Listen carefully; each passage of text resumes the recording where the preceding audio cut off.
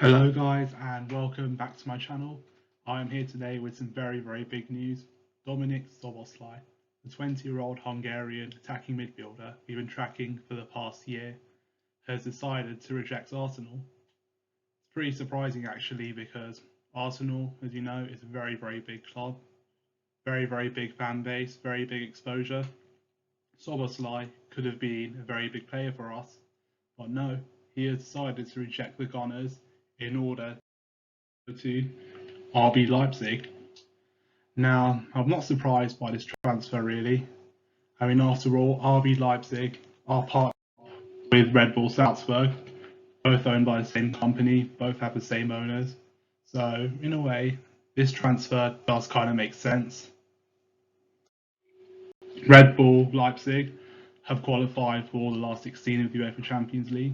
They have an advantage in that regard. But at the same time, we're in the Europa League, so Arsenal are not really as attractive as RB Leipzig now in terms of exposure and being at the top level competition, which I guess Szoboszlai wants to be in. So the main question is, where does that leave Arsenal? For a long time, we've been searching for a number 10 to compete with and even replace Mesut Ozil, who this year has been frozen out of both the Europa League and the Premier League squads. So really, we're in a sticky situation. But however, if the Ball and Edu and Binay Ventkashan get their act together, then we could still sign a number 10. Because some of our targets that we've also been monitoring are Hussein Mawar from Lyon.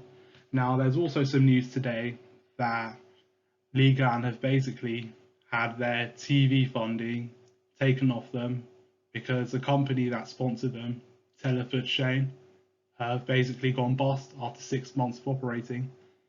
So in theory, that should ruin the finances of Ligue 1 clubs, force them to sell their star players, and that means that we could possibly get Hussein Mawar at a very cheap price, which would benefit Arsenal a lot. He is my first choice apart from Szoboszlai, and I believe he could play number 10 and also fill into that number 8 role if we play a back 5 really well. And we've also been monitoring Jack Grealish. He plays for Aston Villa, obviously. He's going to be more expensive than Aouar, that's why I don't have him as first choice. He's going to be at least, if you're being real, £100 million. That is a lot of money, and I don't know if it's really practical to pay that amount for Grealish, considering there are cheaper alternatives out there. And unlike Aouar, you can't really play number 8 that well, in my opinion.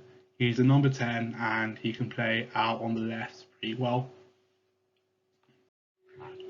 Christian Eriksen is another target for Arsenal. Obviously, he used to play for Tottenham, so some of our fan base would not accept him coming to the Emirates purely for that reason. Personally, I wouldn't mind him at the Emirates if we get him either on loan or very cheap. Apparently, he could be gone for £12 million, but it shouldn't be that bad at all.